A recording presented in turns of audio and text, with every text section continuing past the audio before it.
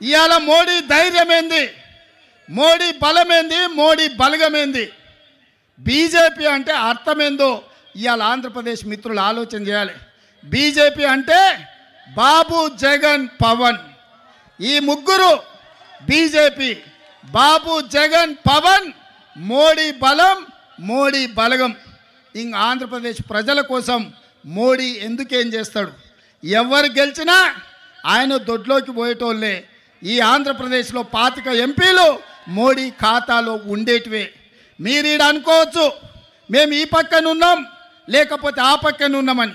అయ్యా, జగన్ రెడ్డి పక్కన ఉన్నా, పెద్దలు చంద్రబాబు నాయుడు గారి పక్కన ఉన్నా, వీళ్ళిద్దరు కలిసి ఢిల్లీలో వెళ్తే మోడీ పక్కనే ముత్యాల ముగ్గులో రావు గోపాలరావు పక్కన ఇద్దరు ఉంటారు, తందానా తానా అనేటోళ్ళు. వీళ్ళిద్దరు అదే కదా ఢిల్లీకి వెళ్తే.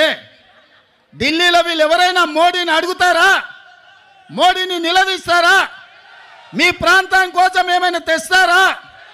మరి ఒకవేళ తెచ్చేటట్టు అయితే 5 ఏళ్ళు వారున్నారు, 5 ఏళ్ళు వీరున్నారు.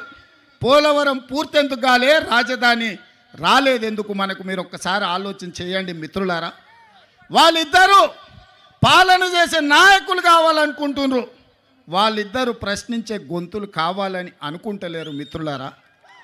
ఇవాళ అందుకే నేను అబద్ధాలు చెప్పదలుచుకోలే, అలవి కాని మాటలు మీకు నేను చెప్పదలుచుకోలే.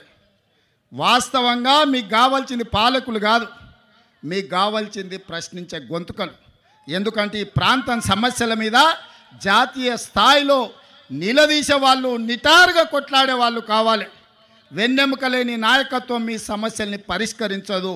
నిటారుగా నిలబడి కొట్లాడే నాయకత్వం మీ సమస్యల్ని పరిష్కరిస్తారు. అందుకే